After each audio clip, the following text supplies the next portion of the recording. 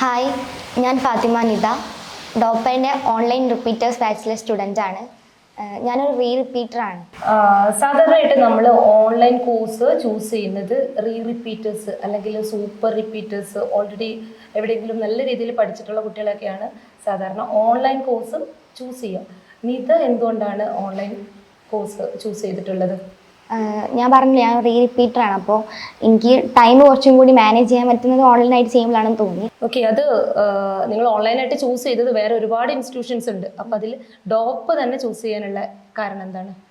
ഞാൻ NEET 2024 ഡോപ്പയുടെ crash കോഴ്സായ ക്യാപ്സ്യൂളിൽ join ചെയ്തിട്ടുണ്ടായിരുന്നു. അപ്പോൾ അതെനിക്ക് നല്ലോണം ഇഷ്ടപ്പെട്ടു. നല്ല രീതിയിൽ നമുക്ക് മനസ്സിലാക്കുന്ന ഫാക്കൽറ്റീസ് ആയാലും ക്ലാസ്സൊക്കെ നല്ല ക്രിസ്റ്റൽ ക്ലിയർ ആവുന്ന ക്ലാസ്സസ് ആയിരുന്നു. അതുകൊണ്ട് തന്നെ ഈ റിപ്പീറ്റിംഗ് ചെയ്യുകയാണെങ്കിൽ ഡോപ്പയിൽ തന്നെയാണ് അന്നേ ഉറപ്പിച്ചതാണ്. ഓൺലൈനായിട്ട് പഠിക്കുന്ന സമയത്ത് നിങ്ങൾക്ക് ഒരുപാട് ഡിസ്ട്രാക്ഷൻസ് ഉണ്ടാവും. വീട്ടിലാണ് ചെയ്യുന്നത്, അപ്പം ആ ഒരു രീതിയിൽ നിങ്ങൾക്ക് പഠിക്കാൻ പറ്റുന്നുണ്ടോ? ഡിസ്ട്രാക്ഷൻസിനൊക്കെ ഫേസ് ചെയ്തുകൊണ്ട് പഠിക്കാൻ പറ്റുന്നുണ്ടോ? ഡിസ്ട്രാക്ഷൻസ് ഉണ്ടാവും. പക്ഷെ ഡിസ്ട്രാക്ഷൻ നമ്മൾ ഉണ്ടെങ്കിൽ തന്നെ നമ്മളത് മൈൻഡ് ചെയ്യാൻ നിന്നാൽ മാത്രമേ നമുക്ക് അച്ചീവ് ചെയ്യാൻ പറ്റുള്ളൂ. നമ്മൾ എന്താണെന്ന് വെച്ചാൽ അത് എത്തണമെങ്കിൽ നമ്മളത് മൈൻഡ് ചെയ്യാൻ നിൽക്കണം. വീട്ടിലാണെങ്കിലും എനിക്കങ്ങനെ ഓവർ ഡിസ്ട്രാക്ഷൻ ഉള്ളൊരു സിറ്റുവേഷൻ അല്ല. എനിക്ക് പഠിക്കാൻ പറ്റുന്ന അറ്റ്മോസ്ഫിയർ തന്നെയാണ്. ഓക്കെ, 2024 നീറ്റ് അറ്റൻഡ് ചെയ്തിരുന്നു. അപ്പം അതിൽ എന്തെങ്കിലും മിസ്റ്റേക്സ്, ആ ഒരു സ്റ്റഡി പാറ്റേണിൽ നിങ്ങൾക്ക് എന്തെങ്കിലും ചേഞ്ചസ് വരുത്തണം എന്ന് ഈ പ്രാവശ്യം തോന്നിയിട്ടുണ്ടോ? ഞാൻ തീരെ കൺസിസ്റ്റൻ്റ് അല്ലായിരുന്നു കഴിഞ്ഞ വർഷം. ചില ദിവസം നല്ലോണം ഇരുന്ന് പഠിക്കും, ചില ദിവസം കുറച്ച് മാത്രം പഠിക്കും. അങ്ങനൊരു രീതിയായിരുന്നു. ഇപ്പോൾ അതിൻ്റെ ഒക്കെ പ്രശ്നങ്ങൾ എനിക്കത് റിസൾട്ട് നല്ല രീതിയിൽ അറിയാൻ പറ്റി. അപ്പോൾ ഈ വർഷം ഒരു കംപ്ലീറ്റ് സ്കെഡ്യൂളിൽ സ്റ്റിക്ക് ഓൺ ചെയ്ത് പോകണമെന്ന് ആഗ്രഹിക്കുന്നുണ്ട്. അതുകൊണ്ട് കഴിഞ്ഞ വർഷം ചെയ്ത തെറ്റുകളൊന്നും ഇനി ഈ വർഷം ഒരിക്കലും റിപ്പീറ്റ് ചെയ്യാൻ പോകുന്നില്ല. അത് എന്തൊക്കെയാണ് തെറ്റുകൾ എന്നുള്ളത് ഫൈൻഡ് ചെയ്തിട്ടുണ്ടായിരുന്നോ? എക്സ്ട്രാ എന്തെങ്കിലും? ഞാൻ എല്ലാ സബ്ജക്റ്റും ഒരുപോലെ നോക്കിയിട്ടില്ലായിരുന്നു. ചില സബ്ജക്റ്റിൽ ഇപ്പോൾ കെമിസ്ട്രി എനിക്ക് ഭയങ്കര ബുദ്ധിമുട്ടായിരുന്നു. അതുകൊണ്ട് ഞാൻ അധികം ആ ഒരു മൈൻഡിൽ തന്നെയാണ് എക്സാമും എഴുതിയിട്ടുണ്ടായിരുന്നത്. തീരെ അത് ആവശ്യമില്ലാത്ത രീതിയിൽ ഒഴിവാക്കിയതുപോലെ ആയിരുന്നു. പിന്നെയാണ് അതിൻ്റെ നല്ല രീതിയിൽ അതിനെ എഫക്റ്റ് ചെയ്തിട്ടുണ്ട്.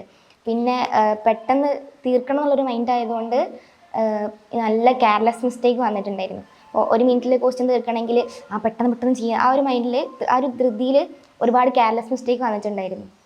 ഇപ്പോൾ റിപ്പീറ്റ് ചെയ്യുന്ന കുട്ടികളുടെ അടുത്ത് എന്താ പറയാനുള്ളത്?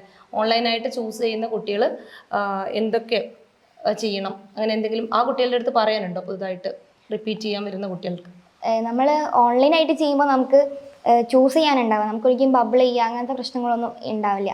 പക്ഷെ നമ്മളത് നീറ്റിൽ വരുമ്പോൾ നീറ്റിന് OMR ഫില്ല് ചെയ്യുമ്പോൾ നമുക്ക് മനസ്സിലാവും നമ്മൾ ബബിൾ ജമ്പിങ് വരും. അതുപോലെ തന്നെ A മാർക്ക് ചെയ്യേണ്ടത് B ആയി പോകും. അങ്ങനത്തെ പ്രശ്നങ്ങളൊക്കെ ഉണ്ടാവും. അപ്പോൾ നമ്മളത് എത്രത്തോളം നമ്മൾ അതിൽ എക്സ്പീരിയൻസ്ഡ് ആവുന്നു അത്രയും നമ്മൾ അതിൽ എക്സ്പേർട്ട് ആവുകയാണ് ചെയ്യുന്നത്. ഇപ്പോൾ ഈ വർഷം റിപ്പീറ്റ് ചെയ്യുന്ന സമയത്ത്, ഓൺലൈനായിട്ട് റിപ്പീറ്റ് ചെയ്യുന്ന സമയത്ത് എന്തായിരുന്നു ഏറ്റവും വലിയ ചാലഞ്ചായിട്ട് ഇപ്പോൾ ഫേസ് ചെയ്തുകൊണ്ടിരിക്കുന്നത്? എന്തെങ്കിലും ചാലഞ്ചസ് ഉണ്ടോ? ചലഞ്ചസ് എന്ന് പറയുമ്പോൾ ഞാൻ കഴിഞ്ഞ കൊല്ലം തീരെ കൺസിസ്റ്റൻ്റ് അല്ലാത്ത ഒരാളായിരുന്നു. അപ്പോൾ ഈ വർഷം ആ ഒരു കൺസിസ്റ്റൻസി മെയിൻറ്റെയിൻ ചെയ്യാൻ നല്ല ചാലഞ്ചാണ്, നല്ല പാടാണ്. അത് ആദ്യമൊക്കെ ഇരുന്ന് ഒരു മടുപ്പ് വരും. അപ്പോൾ ആദ്യം തന്നെ ഡോപ്പൻ്റെ ഓറിയൻറ്റേഷൻ സെഷനിൽ ഇങ്ങനെ പറയുന്നുണ്ട് നമ്മൾ ആദ്യം പഠിക്കേണ്ടത് ഇരിക്കാനാണ്. അത് ഞാൻ ശരിക്കും മനസ്സിലാക്കിയിട്ടുണ്ട്. നമ്മൾ കുറച്ചൊന്ന് ഇരിക്കാൻ നമ്മൾ ആദ്യം നല്ലോണം പഠിക്കണം.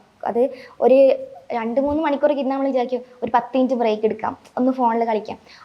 പക്ഷെ അത് നമുക്ക് തോന്നി കഴിഞ്ഞാൽ 10 മിനിറ്റ് ഫോണിൽ കളിക്കുക എന്നുള്ളത് പിന്നെ അത് അരമണിക്കൂറാവും, 1 മണിക്കൂറാവും. അത് ഭയങ്കര പ്രശ്നമാണ്. അപ്പോൾ ഇപ്പോൾ ഞാൻ ഫേസ് ചെയ്യുന്ന ഏറ്റവും വലിയ പ്രശ്നം എന്ന് പറയുന്നത് നമ്മൾ ആ സ്കെഡ്യൂളിൽ കൺസിസ്റ്റൻസി മെയിൻറ്റെയിൻ ചെയ്യാന്നുള്ളത് തന്നെയാണ്. ഇപ്പോൾ ഡോപ്പൻ്റെ തന്നെ ആണെങ്കിൽ നമുക്കൊരു പ്ലാൻ ഇല്ലാണ്ട് വന്നിട്ടുണ്ടെങ്കിൽ കൂടി ഡോപ്പ നമുക്കൊരു പ്ലാൻ തരും. നമ്മൾ അതിൽ സ്റ്റിക്ക് ഓൺ ചെയ്ത് പോവുകയാണെങ്കിൽ ഉറപ്പായിട്ട് നമുക്ക് അച്ചീവ് ചെയ്യാനും പറ്റും ചെയ്യും, നമുക്കൊരു കൺസിസ്റ്റൻസി കിട്ടും ചെയ്യും. അതിൻ്റെ എക്സ്ട്രാ നമുക്ക് അതിലൊരു പ്ലാനൊന്നും വേണ്ട. നമ്മളിപ്പോൾ ഒരു 6+ hours എന്തായാലും ഡോപ്പ ഒരു സ്കെഡ്യൂൾ എന്തായാലും ഉണ്ടാവും. അതിൽ ക്വസ്റ്റ്യൻ പ്രാക്ടീസിങ്ങിനായാലും നമ്മൾ റെക്കോർഡ് ക്ലാസ് കാണാനാണെങ്കിലും ലൈവിനാണെങ്കിലും എല്ലാത്തിനും ഒരു പക്കാ സ്കെഡ്യൂൾ നമുക്ക് ഓൾറെഡി തന്നിട്ടുണ്ടാവും. അപ്പോൾ അതിൻ്റെ മുകളിൽ സ്റ്റിക്ക് ഓൺ ചെയ്ത് പോവുക. അത് നമുക്ക് ബുദ്ധിമുട്ടാണെന്നുണ്ടെങ്കിലും, പക്ഷേ ഡോപ്പൻ്റെ സ്കെഡ്യൂൾ എന്ന് പറയുന്നത് ഓവറായിട്ട് ഒരു സ്ട്രെസ് വരുന്ന അങ്ങനത്തെ ഒരു സ്കെഡ്യൂളല്ല. നമുക്ക് ബാലൻസ് ചെയ്യാൻ പറ്റുന്നൊരു സ്കെഡ്യൂളാണ്. അപ്പോൾ അതിനെങ്കിലും സ്റ്റിക്ക് ചെയ്യുകയാണെങ്കിൽ ഒരു കുട്ടിക്ക് അത് മാക്സിമം അതിനെങ്കിലും ചെയ്യാൻ പറ്റുകയാണെന്നുണ്ടെങ്കിൽ ആ ഒരു കൺസിസ്റ്റൻസി മെയിൻറ്റെയിൻ ചെയ്യാൻ പറ്റും. ഓക്കെ, ഡോപ്പയുടെ ആപ്പിൽ നിങ്ങൾക്ക് ഏറ്റവും ഇഷ്ടപ്പെട്ട ഫീച്ചർ, ഏറ്റവും യൂസ്ഫുൾ ആയി എന്ന് തോന്നുന്ന ഫീച്ചർ ഏതാണ്? ഡോപ്പൻ്റെ ആപ്പിൽ തന്നെ ക്വസ്റ്റ്യൻ ബാങ്കും അതുപോലെ തന്നെ നോട്ട്സും ഒക്കെ അവൈലബിൾ ആണ്. ഇപ്പോൾ നമുക്കിപ്പം നമ്മൾ സാധാരണ രീതിയിൽ നീറ്റിൽ ഇപ്പോൾ OMR ഫില്ല് ചെയ്യുന്ന സമയത്ത് നമ്മൾ ഡെയിലി ടെസ്റ്റ് എടുക്കൂലേ, ആ ടൈമിൽ നമുക്ക് എല്ലാ ക്വസ്റ്റ്യൻ നമുക്ക് ഒരു മിനിറ്റിലൊന്നും നമുക്ക് ചെയ്ത് തീർക്കാൻ പറ്റുന്നില്ല. പക്ഷേ ഇപ്പോൾ ആപ്പിൽ നമ്മൾ ക്വസ്റ്റ്യൻ ബാങ്കിൽ എടുത്ത് ക്വസ്റ്റ്യൻ ചെയ്യുകയാണെങ്കിൽ നമ്മൾ 1 മിനിറ്റ് നമുക്ക് ആ ടൈമറിൽ 1 മിനിറ്റ് ആവാനാണെന്നുള്ളൊരു ബോധം നമുക്ക് ഉണ്ടാവും. അപ്പം ആ ഒരു ടൈമിനുള്ള ആ ക്വസ്റ്റ്യൻ ചെയ്യണം എന്നുള്ളൊരു മൈൻഡിലേക്ക് വരും. ഇപ്പോൾ ഡെയിലി എത്ര ക്വസ്റ്റ്യൻസ് വരെ പ്രാക്ടീസ് ചെയ്യുന്നുണ്ട്? 350+ ക്വസ്റ്റ്യൻസ് എന്തായാലും ഒരു ദിവസം ചെയ്യുന്നുണ്ട്. ഒരു ചാപ്റ്ററിന് 350 ക്വസ്റ്റ്യൻസ് എന്നുള്ള രീതിയിലാണ് പോകുന്നത്. ഏറ്റവും കൂടുതൽ ഡോപ്പയുടെ ആപ്പിൽ ഏറ്റവും കൂടുതൽ നിങ്ങൾ യൂസ് ചെയ്തിട്ടുള്ള ഒരു ഫീച്ചർ എന്താണ്? ഏറ്റവും കൂടുതൽ യൂസ് ചെയ്ത ഫീച്ചർ ഒന്ന് ക്വസ്റ്റ്യൻ ബാങ്ക് തന്നെയാണ്. പിന്നെ അതുപോലെ തന്നെ കോഡ് ബ്ലൂവിൻ്റെ PDF അതേപോലെ തന്നെ ക്വസ്റ്റ്യൻ ബാങ്കും ഉണ്ട്. നമുക്ക് നമ്മൾ ആ ആദ്യം നല്ലോണം PDF ചെയ്ത് പ്രാക്ടീസ് ചെയ്തിട്ട് പിന്നെ ക്വസ്റ്റ്യൻ ബാങ്ക് ചെയ്യുമ്പോൾ നമുക്ക് നല്ല സ്പീഡ് കിട്ടും. എന്ന് വെച്ചാൽ നമ്മൾ കണ്ട ടൈപ്പ് ക്വസ്റ്റ്യൻസ് തന്നെയാണ്, അപ്പോൾ അത് ചെയ്യുമ്പോൾ നല്ല സ്പീഡ് കിട്ടും. ഓക്കെ, നമുക്ക് ഡോപ്പയുടെ ആപ്പിൽ ഡൗട്ട് ക്ലിയറൻസിൻ്റെ സെഷൻസ് വരുന്നുണ്ട്. അപ്പോൾ അതെങ്ങനെയാണ് യൂസ് ചെയ്യുന്നത്? ഇപ്പോൾ എനിക്കിപ്പോൾ ഞാൻ രണ്ട് സെഷനാണ്, ഫിസിക്സും കെമിസ്ട്രിയാണ് ഇപ്പോൾ ഡൗട്ട് ക്ലിയറൻസ് വന്നിട്ടുള്ളത് ഡോപ്പൻ്റെ. അതിലിപ്പോൾ നമുക്ക് എന്താണോ ഡൗട്ട് ഉള്ളത് അത് നമ്മൾ നമ്മുടെ കോർഡിനേറ്ററിന് അയച്ചു കൊടുക്കുകയാണ് ചെയ്യുക. എന്നിട്ട് അത് പിന്നെ കോർഡിനേറ്റർ നമ്മുടെ ഏത് ഫാക്കൽറ്റിയാണോ ക്ലാസ് ചെയ്യുന്നത് ആ ഫാക്കൽറ്റി നമ്മളത് ലൈവിൽ ഡിസ്കസ് ചെയ്യുകയാണ് ചെയ്യുക. നെക്സ്റ്റ് ഇയറിൽ ഇപ്പം ഓൺലൈനായിട്ട് റിപ്പീറ്റ് ചെയ്യാൻ വരുന്ന കുട്ടികൾക്ക് നിങ്ങൾക്ക് പറയാനുള്ള എന്തെങ്കിലും ടിപ്സോ കാര്യങ്ങളോ ഉണ്ടോ? ഓൺലൈൻ ഓഫ്ലൈൻ ആ ഒരു വ്യത്യാസം സംഭവം ഇല്ലേ ശരിക്കും. നമ്മൾ ഏത് മോഡിൽ നമ്മൾ പ്രിപ്പയർ ആവുകയാണെങ്കിലും എല്ലാവരും ചെയ്യുന്നത് പോലെ തന്നെ നമ്മളും ചെയ്യണം. മീൻസ് ഇപ്പോൾ ഒരു ഹോസ്റ്റലിൽ നിൽക്കുന്ന ഒരു കുട്ടി എന്താണോ ചെയ്യുന്നത് അതേപോലെ നമുക്കത് വീട്ടിൽ നിന്ന് ഓൺലൈനായിട്ട് ചെയ്യുന്ന ഒരാൾക്കും ചെയ്യാൻ പറ്റും. അതായത് നമുക്ക് ഇപ്പോൾ റിസൾട്ട് വരുമ്പോൾ ഈ കുട്ടി ഓൺലൈനിൽ പഠിച്ചതാണ് അല്ലെങ്കിൽ ഓഫ്ലൈനിൽ പഠിച്ചത് അങ്ങനെയൊന്നും ആരും പറയില്ലല്ലോ. അതായത് നമുക്ക് ഏതാണോ നമുക്ക് ബെറ്റർ ആയിട്ട് യൂസ് ചെയ്യാൻ പറ്റുന്നത് അത് ചൂസ് ചെയ്യാം. എന്നിട്ട് അതിൽ നമുക്ക് ചെയ്യാൻ പറ്റുന്ന നമ്മൾ മാക്സിമം നമ്മൾ ചെയ്യാം.